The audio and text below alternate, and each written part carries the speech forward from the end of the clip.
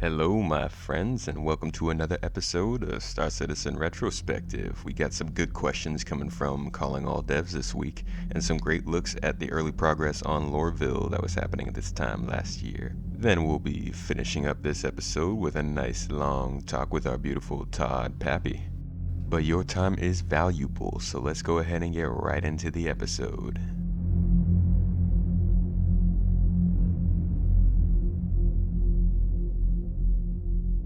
Alright, we're starting this week off as always with Calling All Devs. We got a question for Rob Johnson, the lead gameplay programmer. A backer is curious when we can expect to see multi-crew in Vandal Swarm and Pirate Swarm. Now, of course, the first thing that would need to be done for this to happen would be to expand the lobby for these two gameplay types to allow for more customization and where you want to spawn in, what ship, what chair, but that is not in the game yet. Now, this is something that Rob did talk about during this answer, and he did say that the basic code to allow this to happen is actually in the code base already. He also said that they had a strike team they wanted to get together to get ready to put this feature into the game, as well as expanding Free Flight, Vandal Swarm, and Pirate Swarm, adding more maps and more game types. These are things, though, that it seems were put on the back burner, as we haven't heard really anything on this since then. In fact, since Squadron 42 is now the main focus of the team, I imagine this won't be something that we see iterated on for another year maybe, or even more, so gonna have to sit back and wait for that. We have not seen multi-crew added into Vandal Swarm or Pirate Swarm in any meaningful way. And now we're gonna go ahead and jump from one Rob to the next, with lead systems designer Rob Reininger actually lined up for 3 questions from the backers today. The first question was essentially asking if we're going to have any way to see how much quantum fuel we'll need for a jump, and whether or not our computer is going to be able to advise us on what jump to make, or whether or not we can make a jump based on that quantum fuel. Rob informed us that they already had an idea on basic route planning planned out, and as we've seen in the last year, that has been added into the game in the star map. Now, it's a very basic version. It's only really going to tell you if you've got enough fuel, and it's going to take you between your various waypoints to get to your destination, but the graphical interface doesn't look all that great, and you don't really have the ability to add filters to the path that you want to take yet. So we have gotten the ability to see our fuel consumption and the shortest route we can take to certain locations, but there is more functionality that's going to come to that, and if you had to ask me, I would bet that that's depending on UI, because the details and the information that we know of already exists for these locations. Now, the next question for Rob was, will we be able to set a waypoint out in the middle of the map and just go full haul quantum travel out to it into the middle of nothing?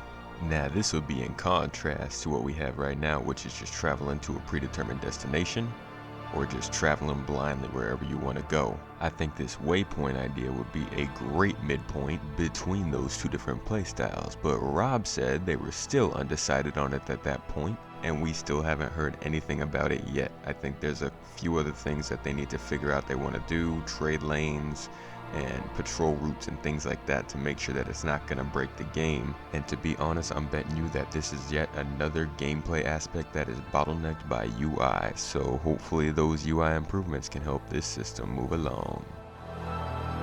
For Rob's next question, we talked a little about something that wasn't quantum travel related.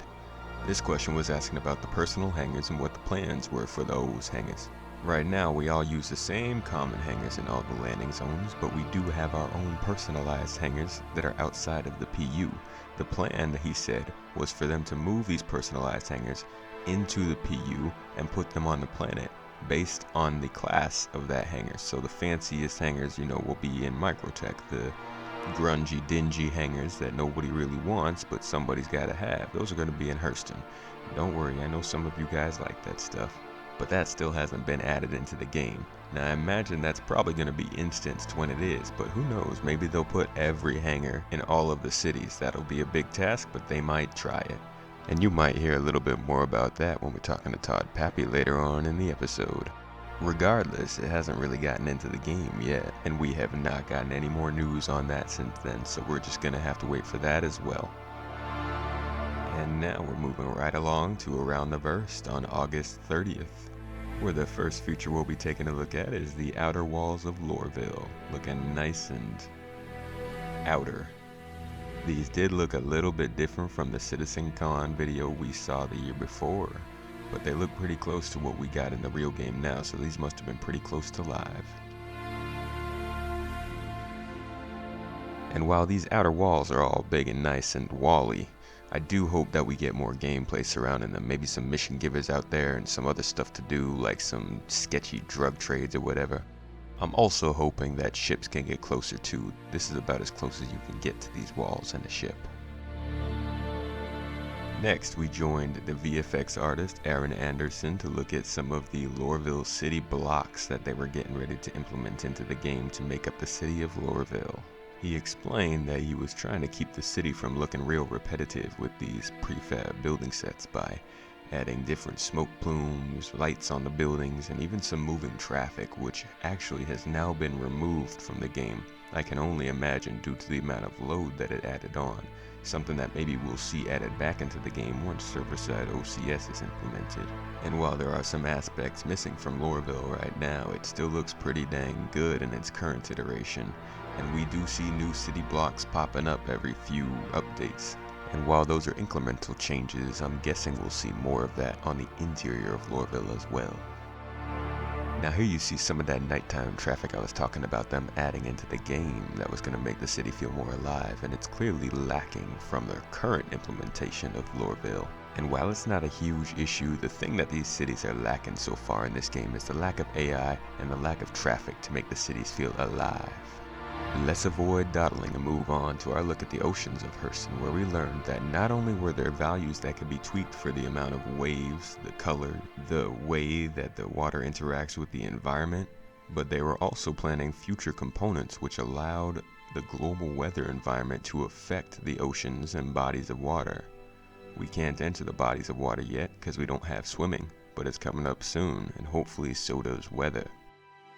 After that, we got to see some of the Tumbril Cyclone variants, which were delivered to our hands in 3.3. Now, I'm not much of a ground vehicle guy, and these are a bit floaty, but otherwise they're quite fun to drive. I hope they can tune it in so I can have my own personal warthog. After the Cyclones, we got just a quick look at the inside of the 890 jump back then, something we're all enjoying in PTU right now. Now that's all I'll be covering for Around the Verse this week, but I do suggest you go back and watch the episode because there is some good information on rendering tech that's going to help Squadron 42 that I think falls a little bit outside the scope of this show. They also made a little announcement about how they were going to be handling CitizenCon last year, and that did not go over well, no. There was plenty of backlash and negative press regarding how they were going to handle things, which made them eventually back up and revisit how they wanted to do it, but that was a learning opportunity for everybody involved, and I'm sure this year it'll be a little bit smoother. Now last year we didn't have these nice pillar talks, but we did get a nice little sit down with Todd Papy for Reverse the Verse last year on August 31st, so let's see what he had to say. Right off the bat, the first question, the number one most upvoted question for Todd Papy that week, was asking how hangars are going to work for us. How are they going to be persistent? Where are they going to be? Will there be instance? Give us the breakdown, Papy, give us the breakdown. Now the interesting thing about this is that we already talked about this in Calling All Devs earlier this week, but Papy gave us a little reiteration and clarification on the subject. Basically, they don't want to have hangars, or even habs for that matter, be instanced in the game. They want this aspect to be driven by an economic system. For instance, if this many people want to go and live on R-Corp, then obviously the pricing for hangars and habs on R-Corp is going to go up. So this may or may not work for them. We really haven't heard much more information on this since then, but Todd did mention that they had a meeting just the very next week to discuss how this would work. Say 500 people wanted to leave from their hangars at the same time. Would they have people line up? How would they do it if they weren't instancing the hangars? So we still are waiting for a more final answer on this, unfortunately, but as of that moment, Todd was informing us that they most likely would not instance the hangars. It'll be interesting to see if they can pull that off, and if they do, they'll get my designated face of approval. The next question for Todd was another one of those when/will questions that I said were pretty easy for the devs to answer in my last episode. Somebody wanted to know, will we be able to share missions with our team members in 3.3 or 3.4? Another very specific time frame. Here's Todd's immediate reaction. He's like, Papy said this might have been an option in 3.4, but it did not come to fruition and has not been added to the game since then. But looky here, mission sharing just got slipped into Alpha 3.7 and we should be seeing it within the next month, so congratulations people. You're gonna get to run these missions with all your best friends and family. I honestly think this is one of the biggest improvements to the state of the game they could have made, because people really like playing this game with others, but not being able to easily run missions with your friends was really frustrating, especially in an MMO. The next question was asking how lawful the new missions would be coming from the new mission givers from 3.3 and 3.4. We got Recco Battaglia, who gives you some lawful missions, and we also got Constantine Hurston, who gives you some lawful missions once they actually get in contact with you. And don't fret about the rest of those lawful mission givers. We've got Eddie Parr, Lisa Gibbs, and Devin Bautista coming up soon, and I'm sure at least one of them's got to be giving you some goody-goody two-shoes missions. Next question was asking about long-range scanning and how it was being designed. And unfortunately, Todd did not have much to say about it other than the difference between the short-range scanning they are currently working on and the long-range scanning we will see in the future. So at this point, let's all take a second to pour one out for the Carrack, because, well, we all want to go exploring in a Carrack. So nothing on that yet. Gonna have to wait for long-range scanning for a little while longer. Next up for Todd Papy was a question regarding waypoints being able to be set for citizens while they're traveling on feet. Now, I don't know about you, but I have gotten lost on planets before in this game, and I did not have a ship to rescue me. I did not have a map to use. I did not know where to go, so I just drowned myself and woke up in bed. Unfortunately, that won't be the case once persistence is in place, so they do need to get this system running. There are many things in this game that are blocked by UI. It's a bottleneck. Now, you may recall Inside Star Citizen last week introduced us to the building block system, which is going to greatly increase the productivity of UI development in this game. Once they pass through the ships, the FPS maps, the various other UI elements, they will be able to get onto the star map, which will allow us to set beacons and places that we can travel not only by foot, but by ship, something that we also talked about in Calling All Devs earlier this week. And I don't want to get sidetracked, but boy am I excited for those UI element improvements, because the UI is not great in this game right now. It's based off of Flash, and it just does not look or function well. So this is a improvement that we are all looking forward to. Unfortunately, this beacon system, this waypoint system, isn't on the roadmap yet, so we don't know specifically when we're going to get it, but I'm hoping for something within the next year or so. So only within 2 years of the time since this question was asked. The next question we're covering was, how are players going to refuel their quantum fuel in the verse? This is a pretty straightforward answer. The first method, according to Todd, was using rest stops. Of course, these are the main places to restock, refuel, and repair. And the second place was the Starfarer, the mobile refueling ship that is currently available in the game. Now, unfortunately, while fuel scooping was scheduled for 3.7, it was recently cut to a later date, but that was only for hydrogen fuel. For quantum fuel, we can look forward to a new, more flexible interface for the repair, refuel, restock kiosks in 3.9.